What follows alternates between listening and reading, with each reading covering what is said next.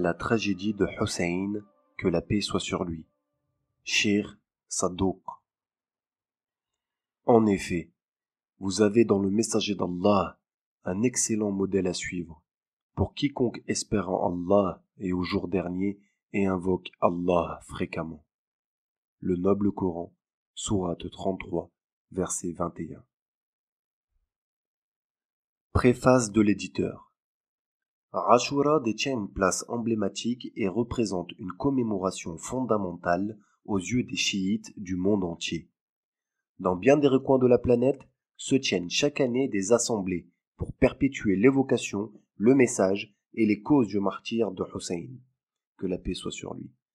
Petit-fils du prophète Mohammed, que les bénédictions et salutations d'Allah soient sur lui et sa famille, assassiné à Karbala, en Irak, en l'an 61 de l'Hégire. Ces rassemblements ont pour objectif de remémorer l'histoire de Hussein, que la paix soit sur lui, mais surtout de véhiculer les principes de valeurs transcendants de son entière existence. Aussi, cet événement est indéniablement répertorié dans l'histoire islamique. Il se transmet et se perdure au fil des générations et nous parvient donc inévitablement à travers de multiples sources. Lorsque la curiosité constructive se soulève, que les souhaits de se pencher plus profondément sur l'histoire s'amorcent, la démarche à opérer est de mener des investigations structurées et méthodiques. Le premier pas à emboîter consiste à débuter la collecte de l'ensemble des sources écrites, dans lesquelles a été rapporté l'événement de Karbala. Le constat est sans appel. La vaste majorité des sources historiques est rédigée en langue arabe, et donc inaccessible aux lecteurs francophones. Face à une telle indigence en matière de ressources traduites, le projet Hussein.fr voit le jour et se donne pour ambition de faciliter l'accès à tout individu désirant se référer à l'histoire concernée. Ceci, afin de pouvoir encore mieux concentrer l'attention sur les véritables desseins de Hussein, que la paix soit sur lui, d'élever la réflexion qui miroitera sur la pratique et l'état interne de tout un chacun. À l'ère où la connaissance est affluente, où l'information est relayée à une vitesse époustouflante, les opinions infondées, voire malencontreusement farfelues, circulent librement, tout comme la possibilité d'accéder à des idées dignes de fiabilité est grandement concevable. Il incombe ainsi à l'individu doté de raison de saisir l'opportunité de mener sa propre expertise et de faire confiance en sa capacité de discerner les réels enjeux à se référer à des sources historiques incontournables. À l'ère de l'information, opter d'adhérer à des opinions communes peu fondées face à des sources fiables est un choix, tout comme vouloir conserver une ignorance radicale en est un. Ne pas avoir confiance en sa capacité de réflexion est sujette à discussion, mais par-dessus tout, prime la liberté de choix. Ce principe universel force le respect mutuel qui va de pair avec l'intelligence et le savoir-vivre humain.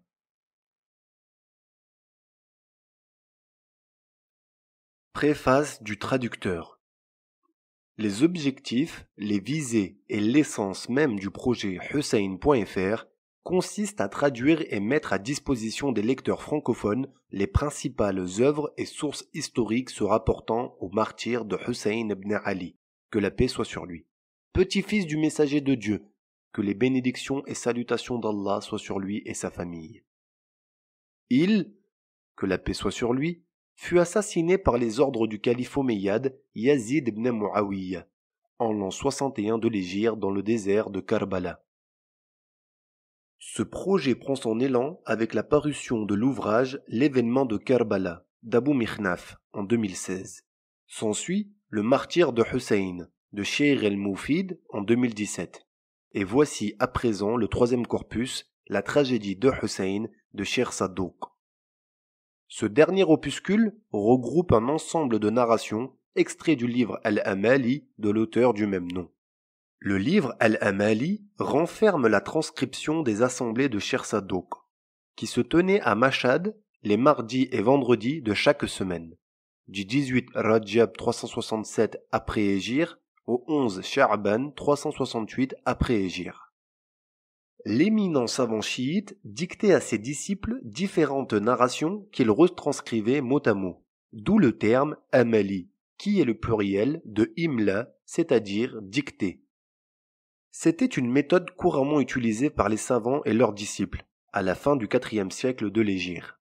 Le livre aborde différentes thématiques qui traitent généralement de la morale, de l'histoire et des vertus de la famille du prophète de l'islam. Ces narrations débutent par les chaînes de transmetteurs, une mention qui manifeste l'étendue de l'érudition de Cheikh Sadouk dans le domaine des hadiths islamiques. En effet, après les avoir sélectionnés selon ses propres critères de recherche et d'éligibilité de hadith, il y a regroupé des transmissions aussi bien chiites que sunnites. Présentation de Cheikh Sadouk.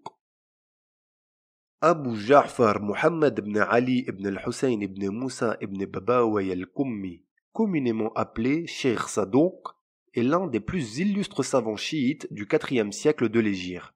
Il est le fils de Ali ibn al-Hussein, dont le statut était de référence parmi tous les savants et érudits de Qom en matière de science du hadith.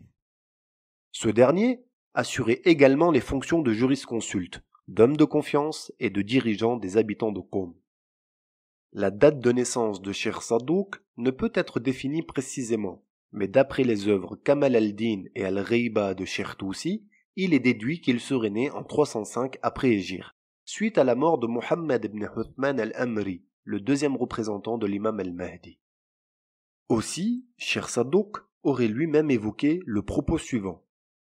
Après la mort de Mohammed ibn Uthman al-Amri, mon père a demandé à Hussein ibn Raou, le troisième représentant de l'imam Mahdi, de présenter sa requête à l'imam Mahdi.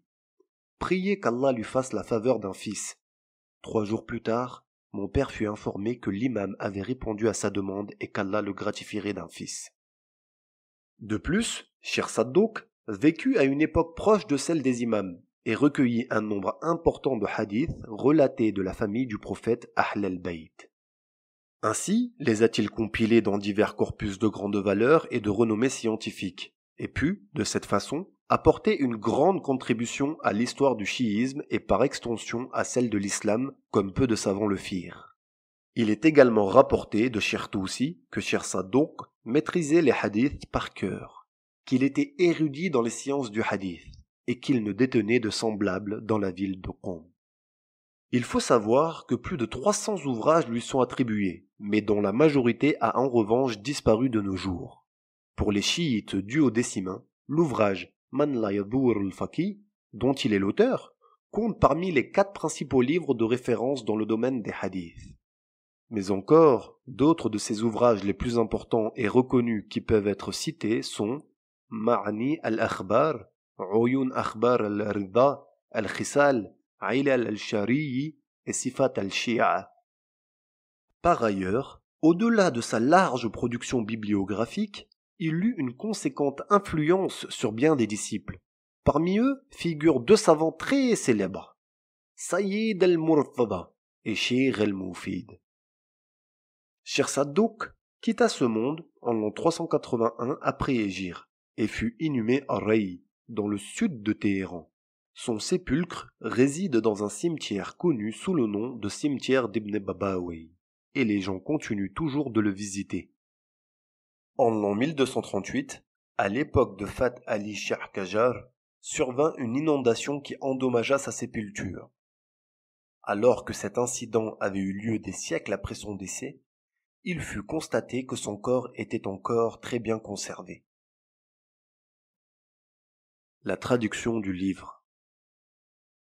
Le présent opuscule est la traduction des narrations des assemblées 30 et 31, extraites de Al-Amali, qui traitent précisément des récits du martyre de l'imam Hussein. Afin de maximiser la valeur scientifique et historique du texte originel, la traduction a été intégralement et directement réalisée à partir de la langue arabe, langue initiale du texte et des narrations d'origine.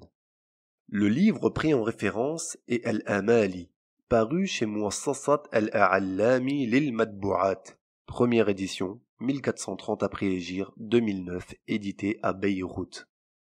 Enfin, dans l'intention d'obtenir une adaptation optimale du texte d'un arabe littéraire ancien à un français accessible et courant, tout en préservant la fidélité du texte originel, un groupe de relecteurs et correcteurs a activement participé à la réalisation de ce travail. Quant à la traduction des versets coraniques, elle a été principalement inspirée des traductions françaises de Denise Masson 1901-1994 et de Mohamed Hamidallah 1908-2002. J'exprime ma profonde reconnaissance à toutes les personnes qui ont contribué à la réalisation de cet opuscule, que ce soit de près ou de loin, par un investissement personnel ou un simple encouragement, par une parole ou un geste ou encore même un silence approbateur. Qu'Allah les gratifie toutes, sans lui, aucune avancée, qu'il soit loué et glorifié et qu'il agrée cet effort collectif. Murtada Raja Hussein, vendredi 14 septembre 2018, île de la Réunion. Majlis 30.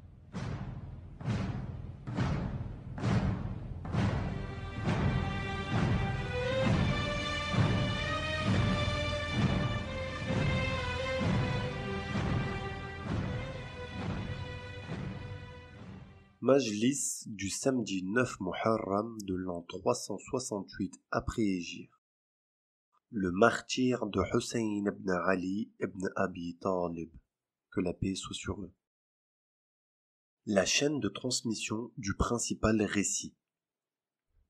L'éminent et le vertueux cheikh Abu Ja'far Muhammad ibn Ali ibn al-Hussein ibn Moussa ibn Babawai al-Qummi nous affirma: Muhammad ibn Omar al-Baghdadi al-Hafiz nous dit: Abu Saïd al-Hassan ibn Uthman ibn Ziyad al-Tustari nous rapporta de son livre. Ibrahim ibn Ubaydallah ibn Moussa ibn Yunus ibn Abi Ishaq al-Subayyi, juge de Balkh, nous dit: Mouraïsa bint Moussa ibn Yunus ibn Abi Ishaq, et qui était ma tante, me dit: Safiya bint Yunus ibn Abi Ishaq al-Hamdaniya, qui était ma tante, me dit: Bahjat bin Harith ibn Abdallah al-Taghlabi me rapporta de son oncle maternel Abdallah ibn Mansour, qui était le fils de lait de quelques enfants de Zayd ibn Ali. Je demandai à Ja'far ibn Muhammad ibn Ali ibn al-Hussein: Raconte-moi le martyre du fils du messager d'Allah. Il me répondit: Mon père me rapporta du sien. Chapitre 1. Hussein à Médine.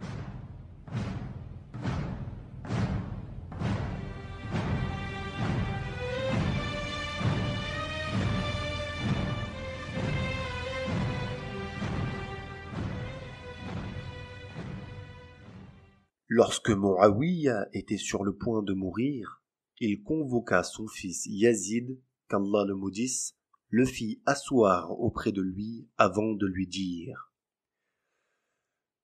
Ô mon fils, je t'ai fait soumettre les éléments obstinés, j'ai fortifié pour toi les régions, j'ai mis le royaume et tout ce dont il dispose sous ton contrôle.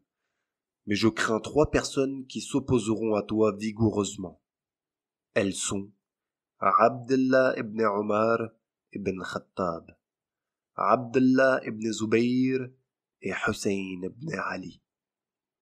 En ce qui concerne Abdullah ibn Omar, il est avec toi, mais garde toujours un œil sur lui et ne le lâche pas. Quant à Abdullah ibn Zubayr, réduis-le en morceaux si tu le vins, car il sera aux aguets tel un lion face à sa proie et rusera contre toi tel un renard face au chien. Enfin, pour ce qui est de Hussein, tu connais très bien ses liens avec le messager d'Allah. Il est de son sang et de sa chair. Et tu sais pertinemment que les habitants d'Irak ne cesseront de l'appeler jusqu'à le pousser à la révolte avant de l'abandonner et de renoncer à lui.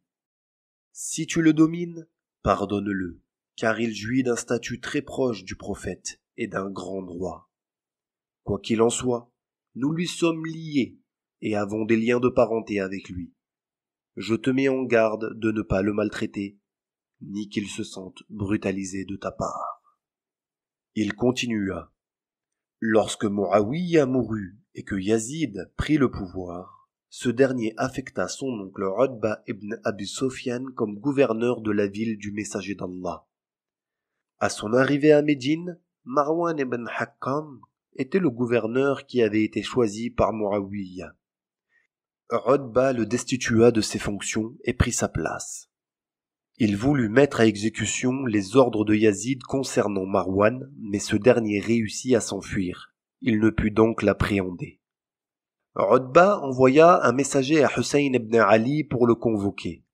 Il lui dit « L'émir des croyants t'ordonne de lui prêter serment d'allégeance. » Hussein lui répondit « Ô Utba, tu sais très bien que je fais partie des honorables gens de la maison du prophète, Ahl al-Bayt, noyau dur du message, porte-étendard de la vérité, qu'Allah, le puissant et l'exalté, a déposé dans nos cœurs.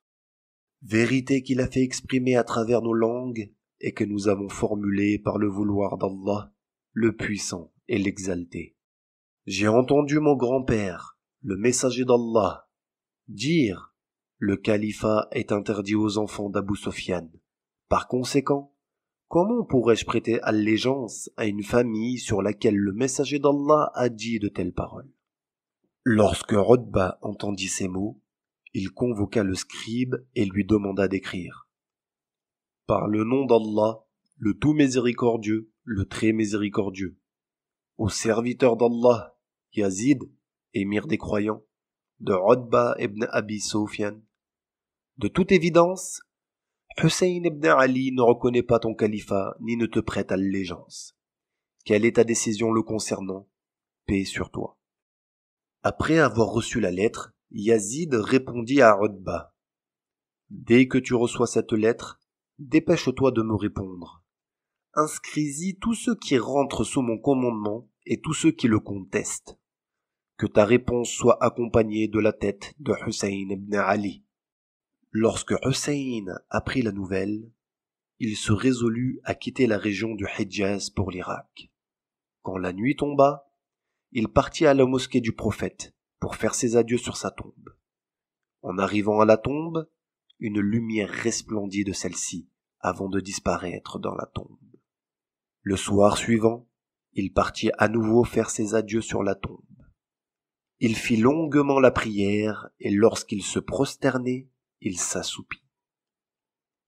Durant ce temps, le prophète lui apparut dans son rêve. Il prit Hussein, le serra contre sa poitrine et commença à l'embrasser entre ses yeux. Puis lui dit « Que mon père te soit sacrifié. C'est comme si je te voyais gisant sur le sable, recouvert de sang au milieu d'une horde de cette communauté qui espère mon intercession. Mais elle ne bénéficiera d'aucune faveur auprès d'Allah. Ô mon fils, tu es sur le point de rejoindre ton père, ta mère et ton frère, et ils t'attendent impatiemment. Sache que des degrés du paradis te sont réservés et que tu ne sauras les atteindre qu'après avoir subi le martyre. » Hussein sortit de son sommeil, éploré, puis rejoignit les membres de sa famille et leur fit part de son rêve avant de leur dire au revoir. Il installa ses sœurs, ainsi que sa fille et son neveu Qasim ibn Hassan ibn Ali, sur des palanquins et prit la route en compagnie de 21 hommes de sa famille et de ses compagnons. Parmi eux, on trouve Abu Bakr ibn Ali, Muhammad ibn Ali, Uthman ibn Ali, Abbas ibn Ali, Abdullah ibn Muslim ibn Aqil, Ali ibn al-Hussein al-Akhbar, Ali ibn al-Hussein al-Asghar. Lorsque Abdullah ibn Omar apprit que Hussein quittait Médine, il chevaucha sa monture et se précipita pour rattraper la caravane. Il la rejoignit dans une des stations à la sortie de Médine. Il s'adressa à Hussein.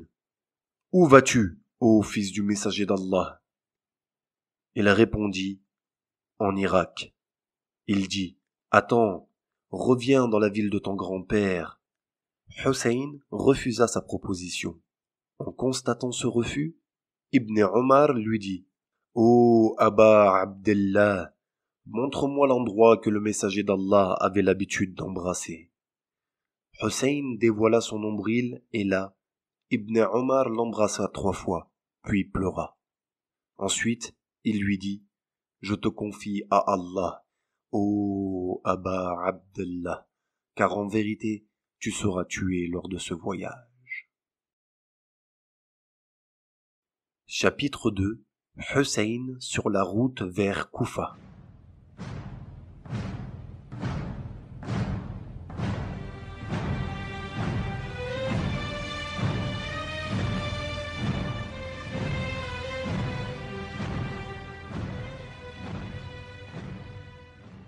Hussein et ses compagnons continuèrent la route jusqu'à arriver à Tha'labiyya. À cet endroit, un homme du nom de Bishr ibn Ghalib vint voir Hussein et lui dit « Ô fils du messager d'Allah, explique-moi le sens du verset « Le jour où nous appellerons chaque groupement d'hommes par leur imam. » Il lui répondit « Il s'agit de l'imam qui invite les gens à la guidance et qui est suivi, ou de l'imam qui entraîne les gens à la perdition et qui est suivi. Les premiers iront au paradis et les seconds en enfer, comme l'indique la parole d'Allah, le puissant et l'exalté. Un groupe au paradis et un groupe dans la fournaise ardente. » Après quoi, il continua la route jusqu'à arriver à Uzayb. Il y fit la sieste du midi, mais se réveilla éploré de son sommeil. Alors son fils lui demanda « Pourquoi pleures-tu, cher père ?» Il lui répondit « Ô mon fils, c'est un moment où les rêves ne tombent pas faux. J'ai vu quelqu'un en rêve me dire « Vous avancez rapidement alors que la mort vous emmènera au paradis. » Ensuite, il continua la route jusqu'à arriver à Ruhayma où il rencontra un homme de Koufa dont le surnom était Abu Harim. Ce dernier lui dit « Ô fils du prophète, pourquoi as-tu quitté Médine ?» Hussein lui répondit « Qu'Allah te fasse miséricorde, ô Abu Harim. Ils ont voulu me déshonorer, mais je n'ai rien dit. Ils ont voulu me confisquer mes biens, mais j'ai patienté. Mais lorsqu'ils ont voulu me prendre ma vie, j'ai dû fuir. Par Allah, ils finiront par me tuer. En conséquence, Allah les humiliera complètement, les détruira par l'épée et les soumettra à l'autorité de quelqu'un qui les déshonorera. » Lorsque Ubaydallah ibn Ziyad apprit que Hussein était arrivé à Ruhayma, il dépêcha vers lui Hur ibn Yazid avec un escadron de 1000 cavaliers.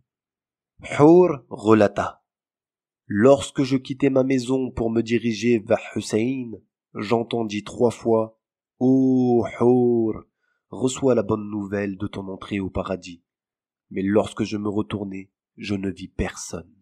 Je me suis alors dit que ta mère sanglote de tristesse sur ton sort, Hur. Tu te diriges pour affronter le fils du messager d'Allah et on t'annonce la bonne nouvelle du paradis. Hur atteignit la caravane de Hussein au moment de la prière de midi. Ce dernier demanda à son fils de lancer l'appel à la prière et de réciter l'Iqama. Hussein se leva et dirigea la prière pour les 2 groupes. La prière terminée, Hur ibn Yazid se précipita vers Hussein et lui dit « Que la paix soit sur toi, la miséricorde et la bénédiction d'Allah soient sur toi, ô fils du messager d'Allah. » Hussein dit « Que la paix soit sur toi. Qui es-tu, ô serviteur d'Allah ?» Il répondit « Je suis Hur ibn Yazid. » Il dit « Ô Hur, es-tu avec nous ou contre nous ?» Hur répondit « Ô fils du messager d'Allah, par Allah, j'ai été envoyé pour vous combattre. Mais je demande protection à Allah pour qu'il ne me fasse pas ressusciter de ma tombe, les cheveux attachés aux pieds, les mains attachées au cou, me faisant jeter face contre le feu de l'enfer. Ô fils du messager d'Allah, où vas-tu ? Retourne à la ville sacrée de ton grand-père, sinon tu te feras tuer. » Hussein lui dit « Je continue. La mort n'est pas une honte pour un jeune homme. Lorsqu'il désire le vrai, qu'il combat en étant musulman, qu'il vient en aide aux hommes vertueux en sacrifiant sa vie, et qu'il abandonne le pécheur et s'éloigne du dépravé. Si je reste en vie, je n'aurai pas de regrets, et si je meurs, je ne m'en voudrai pas. En revanche, il est suffisamment humiliant pour toi de rester en vie face contre terre. Ensuite, Hussein continua sa route jusqu'à arriver à Kotkotana. À cet endroit, il s'arrêta et vit qu'une grande tente était installée. Alors il demanda « À qui est cette grande tente ?» On lui répondit « À Ubaydullah ibn Hawr al-Ju'fi ». Hussein lui envoya donc un messager. Il lui dit « Ô homme, tu es dans l'erreur et Allah, le puissant et l'exalté, te reprochera ton action sauf si tu te repens à lui, le glorifier et l'élever, à l'instant même en m'apportant ton aide. Ainsi, mon grand-père intercédera en ta faveur devant Allah, le glorifier et l'élever. » Il répondit « Ô fils du messager d'Allah, par Allah, si je te viens en aide, je serai le premier à me faire tuer devant toi. En revanche, voici mon cheval, prends-le. Par Allah, à chaque fois que je l'ai chevauché, j'ai toujours obtenu ce que je cherchais, et je m'en suis sorti sain et sauf quand j'étais en danger. Il est à toi, prends-le. » À ce moment, Hussein détourna son visage et lui dit « Finalement, nous n'avons besoin ni de toi, ni de ton cheval. Et je ne prends qu'en aide ceux qui égarent. Dans ce cas, sauve-toi. Si tu n'es pas de notre côté, alors ne sois pas non plus avec ceux qui nous combattent. Car celui qui entend notre cri, nous, la famille du prophète, mais qui ne nous vient pas en aide, alors Allah abattra son visage dans le feu de l'enfer. » Chapitre 3. Hussein arrive à Karbala.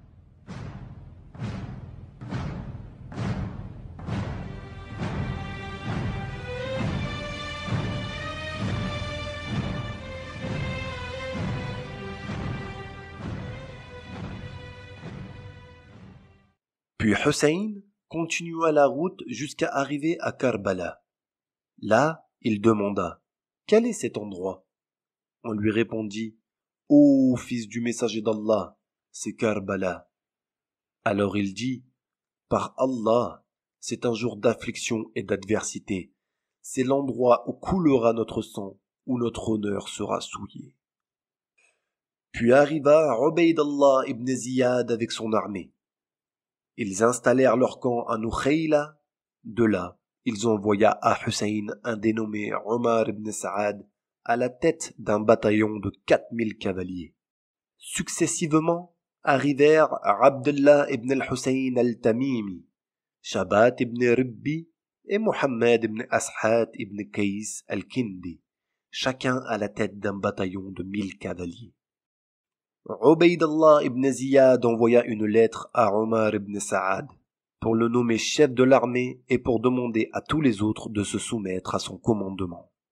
Ubaydullah ibn Ziyad apprit que Omar ibn Saad et Hussein se rencontraient discrètement la nuit pour discuter et qu'ils détestaient devoir le combattre. En conséquence, Ubaydullah ibn Ziyad dépêcha Shimr ibn Dhil-Jawshan à la tête d'un bataillon de 4000 cavaliers et écrivit à Omar ibn Saad « Lorsque tu reçois cette lettre, ne laisse aucun répit à Hussein ibn Ali.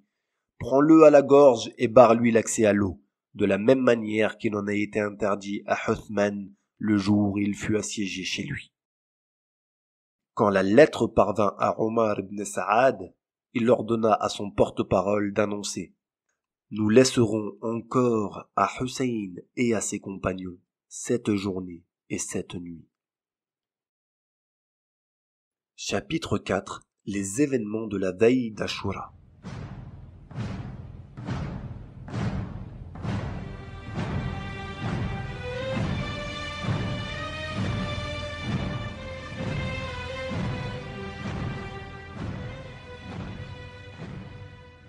Cette décision fut très difficile pour Hussein et ses compagnons. Alors, ce dernier se leva devant eux pour prononcer un discours. Il leur dit « Ô Allah, Je ne connais pas de famille plus bienfaisante, plus vertueuse et plus immaculée que la mienne, ni de partisans meilleurs que les miens. Vous savez maintenant ce qui va se passer. Ainsi, je vous libère de votre allégeance. Vous n'avez plus aucune obligation sur votre conscience à mon égard. La nuit vous voile, alors prenez-la comme monture et dispersez-vous dans son obscurité, car en réalité, ces gens n'en ont qu'après moi. Une fois qu'ils mourront, ils renonceront aux autres.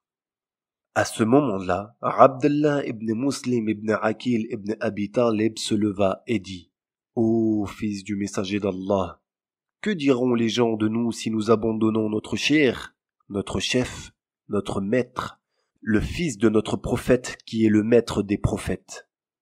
Ils diront que nous n'avons pas jeté de lance ni frappé à l'épée à ses côtés. Non, par Allah, nous ne partirons pas, mais au contraire, nous suivrons ton chemin. Nous sacrifierons nos vies et notre sang pour toi, et ce n'est qu'en le faisant que nous aurons accompli notre devoir et pris nos responsabilités. » Ensuite, un dénommé Zuhayr ibn Kayn al-Bajali se leva et dit « Ô fils du messager d'Allah, j'aurais aimé être tué puis ramené à la vie, puis tué jusqu'à me faire tuer 100 fois pour qu'Allah épargne ta vie et celle de ceux qui sont avec toi, et pour qu'Allah vous défende, vous la famille du prophète, à travers moi. » Hussein lui dit, ainsi qu'à ses compagnons, que vous soyez gratifiés.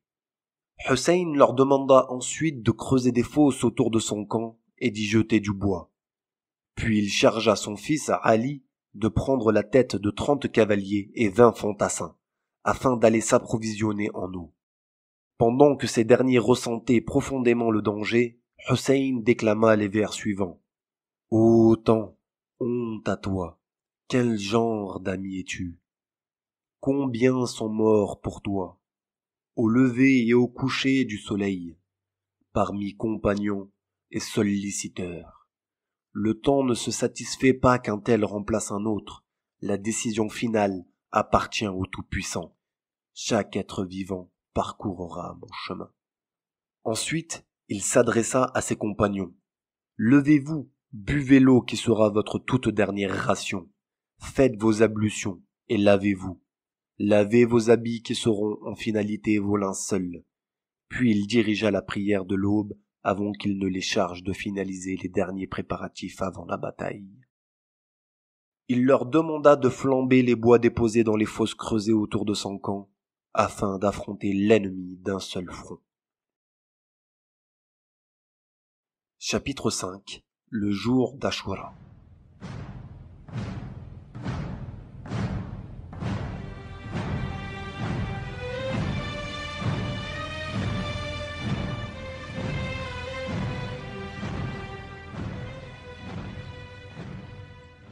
Un soldat du camp de Omar ibn Saad, du nom d'Ibn Abi Jouayriya al-Muzani, s'avança sur son cheval. Lorsqu'il aperçut les flammes étinceler, il tapa des mains et cria « Ô Hussein et ô compagnons de Hussein, réjouissez-vous du feu. En vérité, vous vous êtes empressés d'y être dans ce bas monde avant d'y être dans l'au-delà. » En le voyant, Hussein demanda « Qui est cet homme ?» On lui répondit « C'est Ibn Abi Jouayriya al-Muzani. » Alors Hussein dit « Ô Allah, fais-lui endurer le châtiment du feu dans ce bas monde. » À cet instant, son cheval commença à cavaler jusqu'à ce qu'il le jette dans les flammes. Ainsi, Ibn Abi Jouayriya al-Muzani fut entièrement consumé. Ensuite, un autre soldat du camp de Omar ibn Saad, du nom de Tamim ibn Hussein al-Fazari, s'avança et cria « Ô Hussein et ô compagnons de Hussein, ne voyez-vous pas comment l'eau de l'Euphrate brille telle la peau du serpent? Par Allah, vous n'en goûterez pas, ne serait-ce qu'une seule goutte, jusqu'à ce que vous mourriez affligés. » Hussein demanda « Qui est cet homme ?» On lui répondit « Tamim ibn Hussein. » Alors Hussein dit « Son père et lui finiront en enfer. Ô Allah, fait qu'il meure assoiffé en ce jour. Le narrateur dit, ainsi, la soif commença à étrangler Tamim jusqu'à ce qu'il chute de son cheval. Les chevaux l'écrasèrent avec leurs sabots et il mourut. Par la suite, un troisième soldat de l'armée de Omar ibn Saad, du nom de Muhammad ibn Ashat ibn Qays al-Kindi, s'avança et dit « Ô Hussein, fils de Fatima, de quel statut du messager d'Allah prétends-tu jouir et dont un autre ne jouirait pas ?» Alors Hussein récita les vers. « Certes, Allah a élu Adam, Noé, la famille d'Abraham et la famille d'Imran au-dessus de tout le monde, en tant que descendants les uns des autres. Puis il dit, par Allah, Muhammad fait partie de la famille d'Abraham et la progéniture qui sert de guide est la famille de Muhammad. Avant de demander, qui est cet homme? On lui répondit, Muhammad ibn Ashat ibn Qays al-Kindi. Hussein leva alors la tête vers le ciel et dit, Ô Allah, humilie Muhammad ibn Ashat en ce jour. Ne l'honore plus jamais à partir d'aujourd'hui. À ce moment, Muhammad ibn Ashat s'éloigna de son armée pour assouvir un besoin. Ainsi, il s'isola dans un endroit. Là, Allah le mit sous l'emprise d'un scorpion qui le piqua, en conséquence de quoi il perdit la vie, les parties intimes à découvert. Hussein et ses compagnons commencèrent à éprouver de la soif. Un de ses partisans du nom de Burayr ibn Khudayr al-Hamdani s'approcha de Hussein. Le narrateur du récit, Ibrahim ibn Abdallah, rapporte qu'il était l'oncle maternel de Abu Ishaq al-Hamdani. Burayr dit « Ô fils du messager d'Allah, autorise-moi à m'approcher d'eux et à leur parler. » Après avoir pris le consentement de Hussein, il s'approcha des ennemis et leur dit « Ô gens, de toute évidence, Allah, le puissant et l'exalté, a envoyé Muhammad avec la vérité, en annonciateur et avertisseur, appelant les gens à lui par sa permission, et il est comme une lampe éclairante. Voici l'eau de l'Euphrate dans laquelle se vautrent les sangliers et les chiens de la région du Sawad. Cette même eau a été interdite à son fils, Hussein. » Les ennemis l'interrompirent. « Ô Burayr, tu as trop parlé. Ferme ta bouche. Par Allah, qu'ils ressentent la soif comme ceux qui l'ont précédé. » Hussein dit alors, « Reprends ta place, ô Burayr. » Puis Hussein s'avança brusquement, s'appuyant contre son épée, et dit à voix haute, « Je vous évoque le nom d'Allah.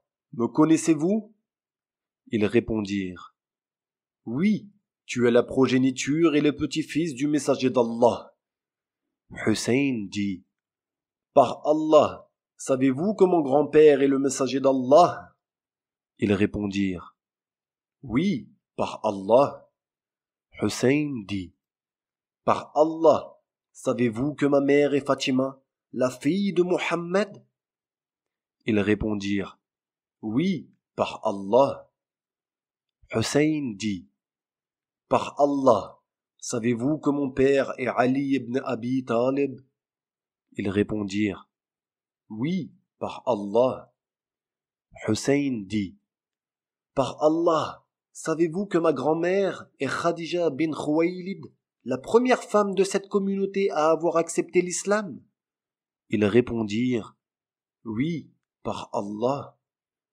Hussein dit, « Par Allah, savez-vous que le maître des martyrs Hamza est l'oncle de mon père » Ils répondirent, « Oui, par Allah. » Hussein dit, « Par Allah, savez-vous que Jafar al-Tayyar qui est au paradis est mon oncle » Ils répondirent, « Oui, par Allah. » Hussein dit, « Par Allah, savez-vous que cette épée que je porte est celle du messager d'Allah » Ils répondirent, « Oui, par Allah. » Hussein dit, « Par Allah, savez-vous que ce turban que je porte est celui du messager d'Allah » Ils répondirent, « Oui, par Allah. » Hussein dit « Par Allah, savez-vous que Ali était le premier à avoir accepté l'islam, le plus savant et le plus magnanime d'entre les musulmans, et qu'il était détenteur de l'autorité sur tous les croyants ?» Ils répondirent « Oui, par Allah. » Hussein dit « Pourquoi alors légitimez-vous le fait de verser mon sang? Pourtant, vous savez que mon père sera demain le protecteur du bassin, et qu'il écartera les hommes comme on repousse des chameaux assoiffés d'un point d'eau. Savez-vous aussi que l'étendard de la louange sera entre les mains de mon grand-père le jour de la résurrection? » Ils répliquèrent « Nous savons tout cela, mais quoi qu'il arrive, nous ne te lâcherons pas jusqu'à ce que tu goûtes à la mort en étant assoiffé. » Hussein prit le côté de sa barbe par sa main. Il était âgé, ce jour-là, de 57 ans. Ensuite, il dit « Le courroux d'Allah s'abattit sur les Juifs lorsqu'ils prétendirent que Uzayr était le fils de Dieu. Il s'abattit sur les chrétiens lorsqu'ils affirmèrent que le Messie était le fils de Dieu. Il s'abattit également sur les Masdéens lorsqu'ils adorèrent le feu, abandonnant ainsi Dieu. Il s'abattit sur un peuple qui assassina leur prophète, et là, il s'abattra sur cette bande qui entreprend de tuer le fils de leur prophète. » Puis Hur ibn Yazid donna un coup, pour donner un élan, à son cheval, traversa l'armée de Omar ibn Saad pour rejoindre celle de Hussein. Alors que sa main était posée sur sa tête, il disait « Ô Allah, vers toi je me tourne, alors pardonne-moi. Ô fils du messager d'Allah, j'ai saisi de frayeur tes amis, ainsi que les descendants de ton prophète. Aurais-je droit au pardon ?» Hussein répondit « Oui, Allah te pardonnera. » Hur dit « Ô fils du messager d'Allah, m'autorises-tu à combattre pour te défendre ?» Hussein accepta. Alors Hur se mit en avant et déclama « Je frapperai vos gorges avec l'épée pour défendre le meilleur habitant de la région de Khaïf. » Il tua 18 soldats ennemis avant de se faire tuer. Hussein vint à lui alors qu'il saignait beaucoup. Hussein lui dit « Bravo, Hur, de toute évidence, tu es Hur le libre. Comme tu as été nommé, tu es celui qui est libre dans le bas monde et dans l'au-delà. » Puis Hussein déclama les vers suivants. « Quel homme bon, ce Hur des Baniriya. Quel homme digne, ce Hur, lors des échanges de coups de lance. Quel homme louable, ce Hur, lorsque Hussein l'appelle, qui sacrifie sa vie au beau matin. » Ensuite, c'était Zuhayr ibn Kayn al-Bajali qui a pris les devants. Il dit en s'adressant à Hussein « Aujourd'hui, nous rencontrerons ton grand-père l'envoyé, Hassan et Ali al-Murtada. » Il tua 19 soldats ennemis, puis tomba sur le champ de bataille en disant « Je suis Zuhayr et je suis le fils de Kayn. Je les éloignerai de Hussein par mon épée. » Après lui, ce fut Habib ibn Muzahir al-Hasadi qui s'engagea dans la bataille.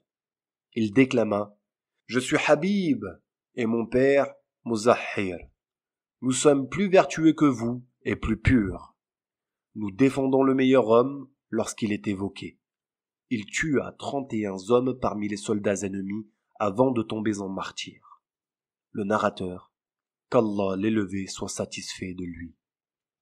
Ensuite, ce fut Abdallah ibn Abi Urwa al-Ghifari qui s'avança, alors qu'il déclamait « Les Bani Ghifar savent pertinemment que je volerai au secours de Hussein contre ceux qui veulent verser le sang, à l'aide d'épées et de lances mordantes. » Il tua 20 hommes parmi les soldats ennemis avant d'être tué.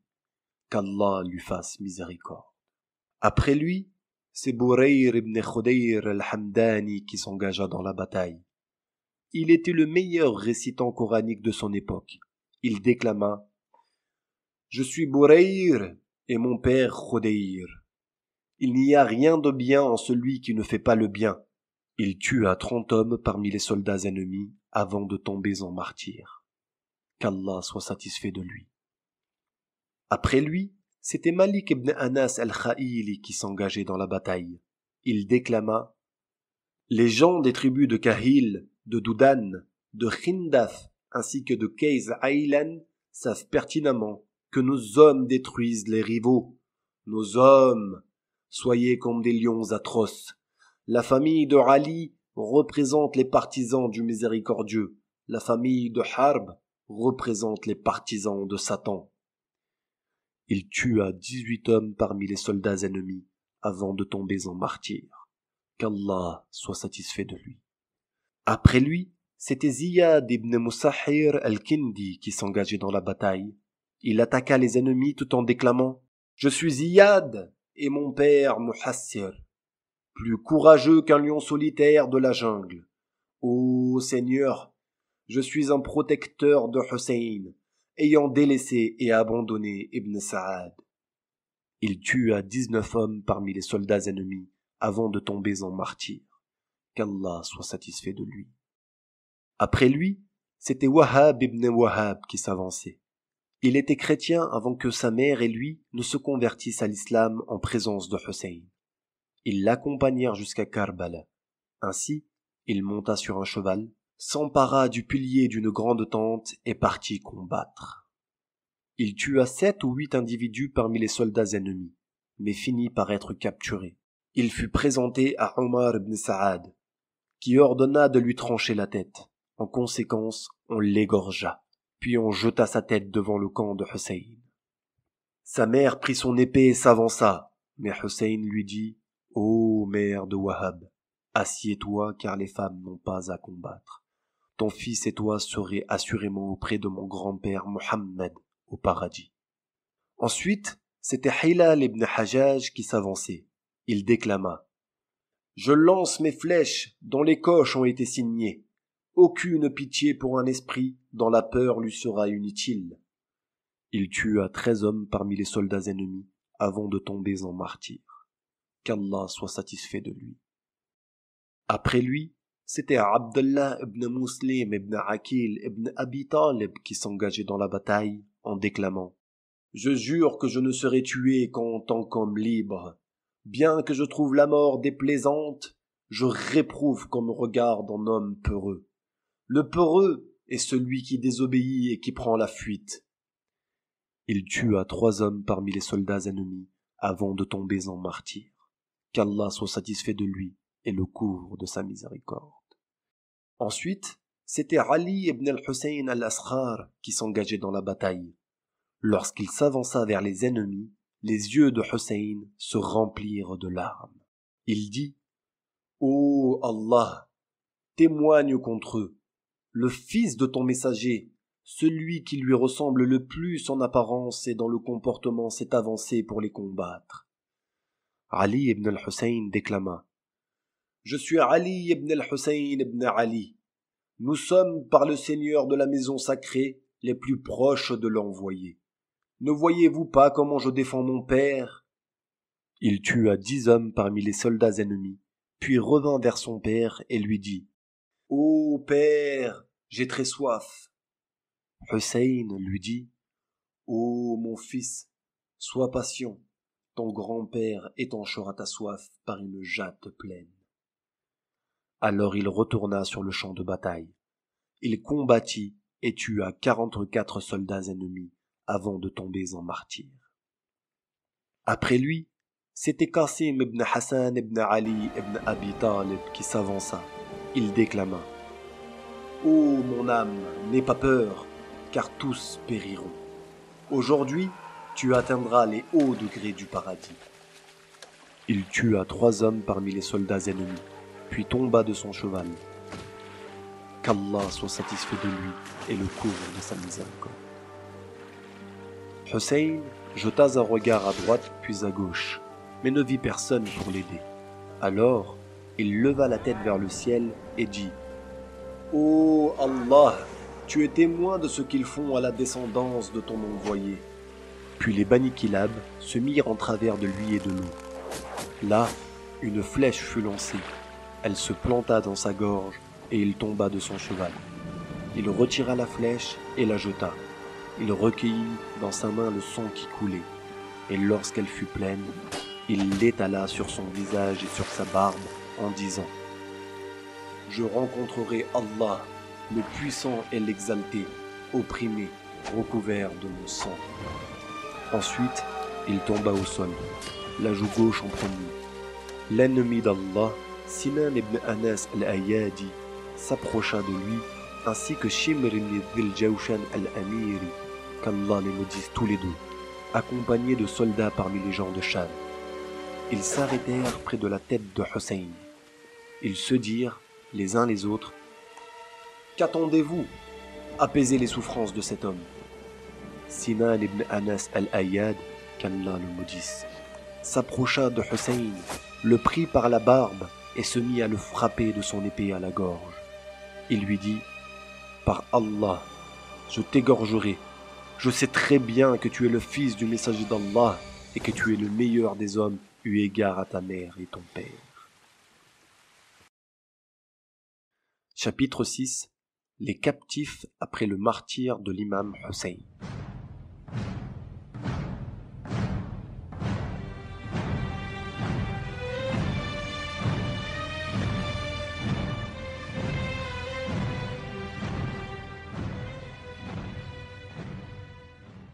Le cheval de Hussein s'approcha de lui et trempa la crinière dans le sang qui se déversait. Puis il commença à galoper et à hennir. Alors les filles du prophète l'entendirent et sortirent des tentes.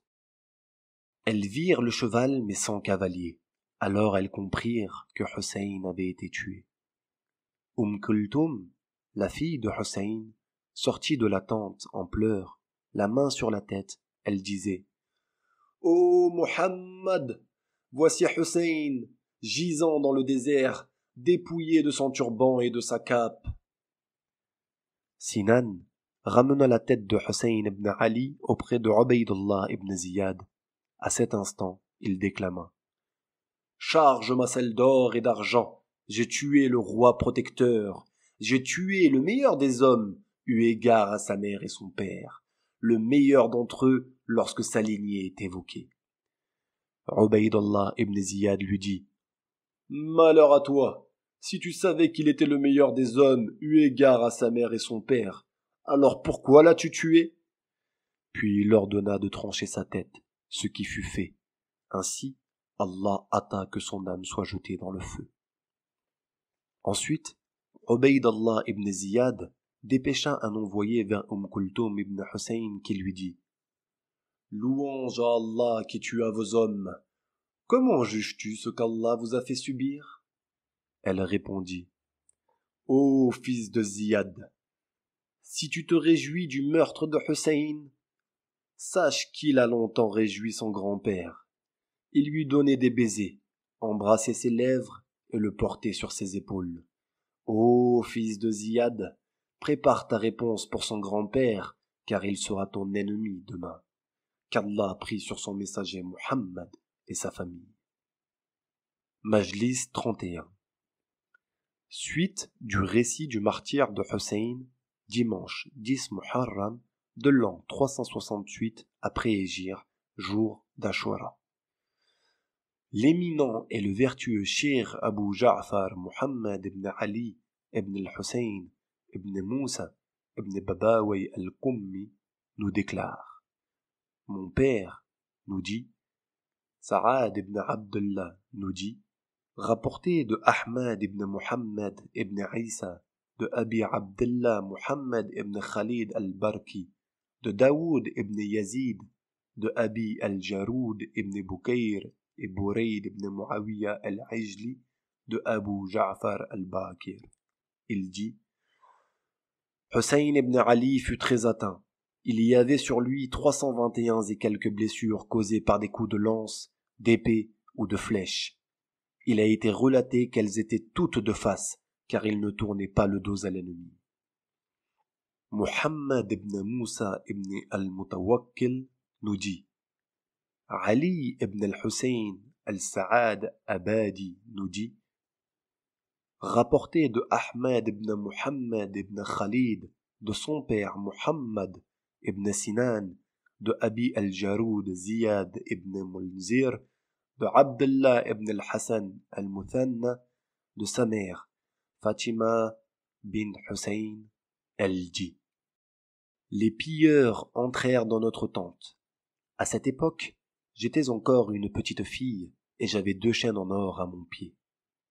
Un des hommes commença à les arracher de mon pied, tandis qu'il pleurait.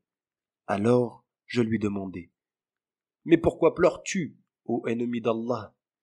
Il me répondit: Comment ne pas pleurer alors que je dévalise la fille du messager d'Allah? Donc je lui dis: Ne me dévalise pas alors. Il me dit: J'ai peur qu'un autre vienne et le fasse. Ils pillèrent et dévalisèrent tout ce qu'il y avait dans nos tentes, allant même arracher les étoffes de nos dos.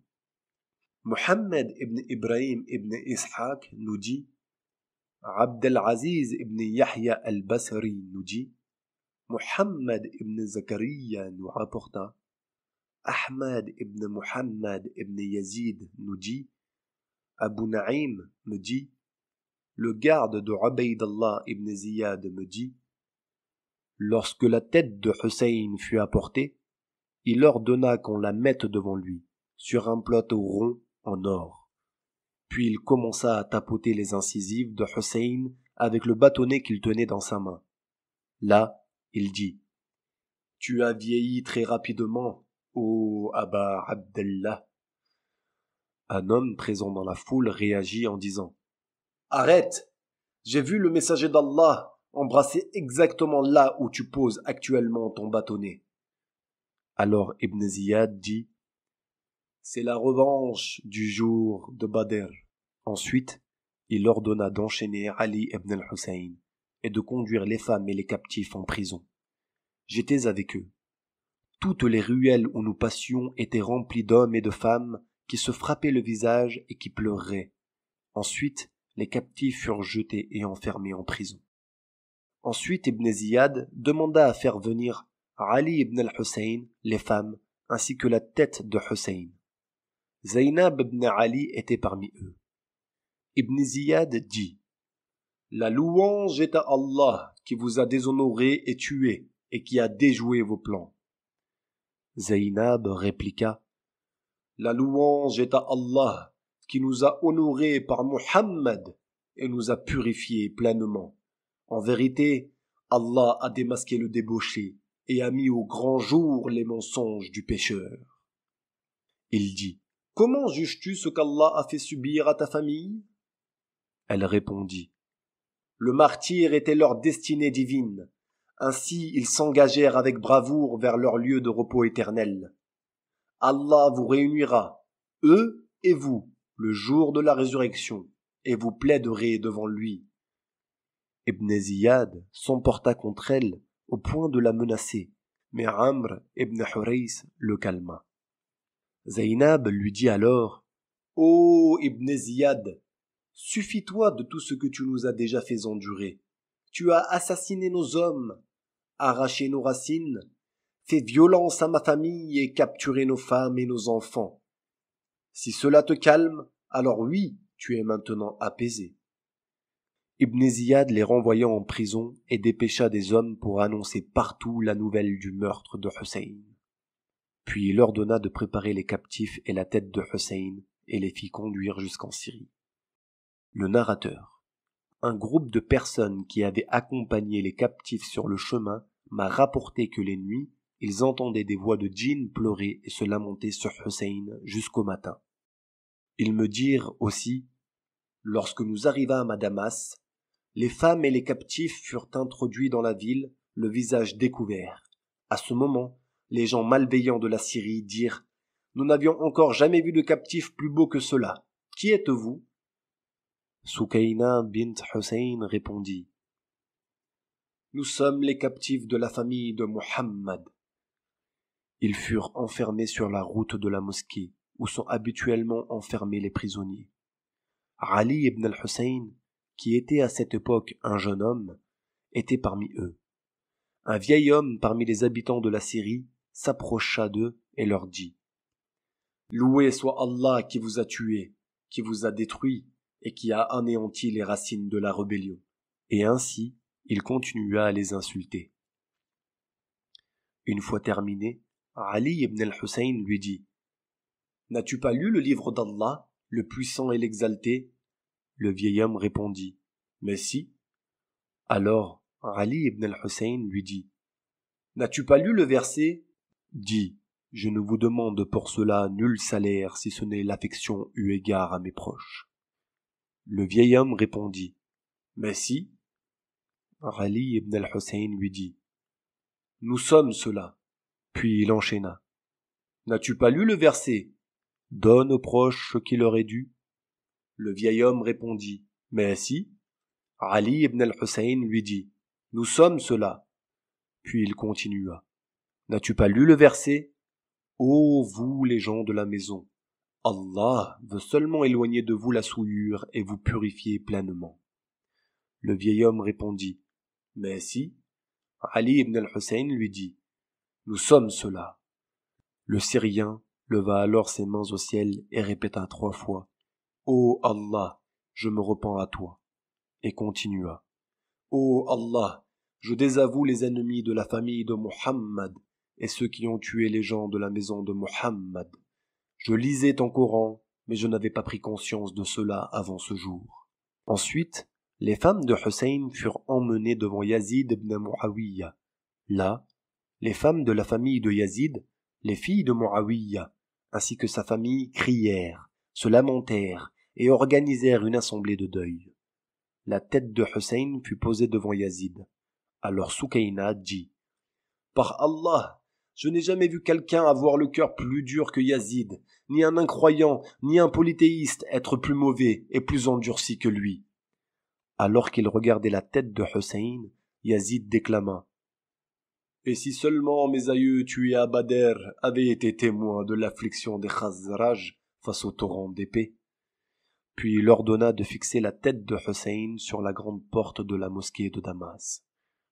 Il a été rapporté que Fatima bint Ali dit « Lorsqu'on nous fit asseoir devant Yazid ibn Muawiyya, il eut pitié de nous au début et compatit. Ensuite, un homme, au visage rougeâtre parmi les habitants de Damas, se leva et dit « Ô émir des croyants, cède-moi cette jeune fille » tout en me désignant. J'étais une petite fille ravissante. Je tremblais de peur, et je pensais que cela était permis chez eux. Je saisis donc les vêtements de ma sœur, qui était plus grande que moi et plus intelligente.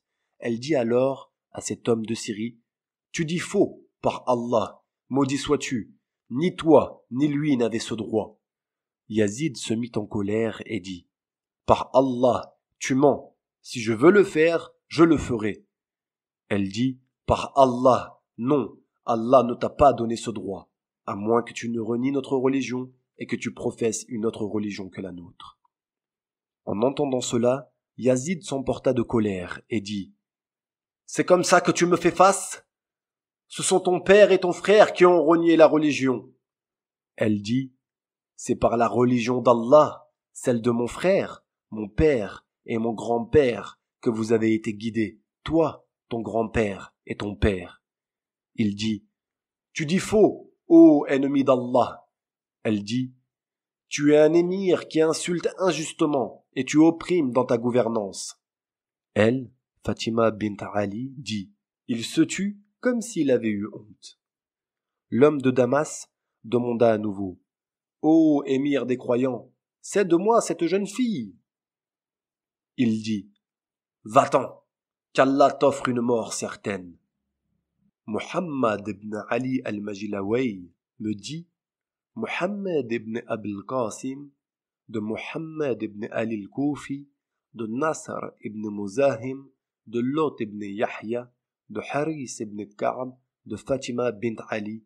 Puis Yazid ordonna d'enfermer les femmes de Hussein en compagnie de Ali ibn al-Hussein, dans un endroit clos qui ne protégeait ni de la chaleur ni du froid, au point que la peau de leur visage pelait. Il n'y avait pas une pierre de la mosquée sacrée de Jérusalem qu'on soulevait du sol sans qu'il n'y ait du sang frais sous elle. Les gens voyaient le soleil avec une telle rougeur au-dessus de leur toit, comme s'ils avaient été recouverts de tissu rougeâtre, jusqu'à ce que Ali ibn al-Hussein ainsi que les femmes quittent cet endroit et ramènent la tête de Hussein à Karbala.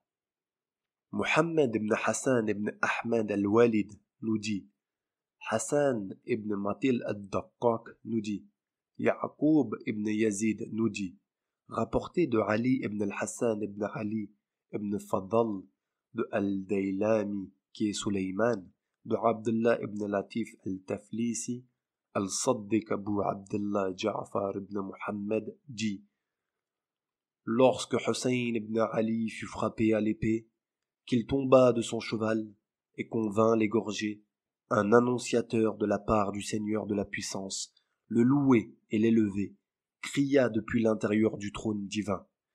Ô communauté chaotique et égarée après la mort de son envoyé, qu'Allah ne vous donne le succès ni pour l'Aïd al-Hada, ni pour l'Aïd al-Fitr. Puis Abu Abdallah continua. Par Allah, en vérité, ils n'ont eu de réussite, ni ne l'auront jamais, tant que le vengeur de Hussein ne se lève. Que les prières d'Allah soient sur son messager Mohammed et sa famille, les vertueux et les purs.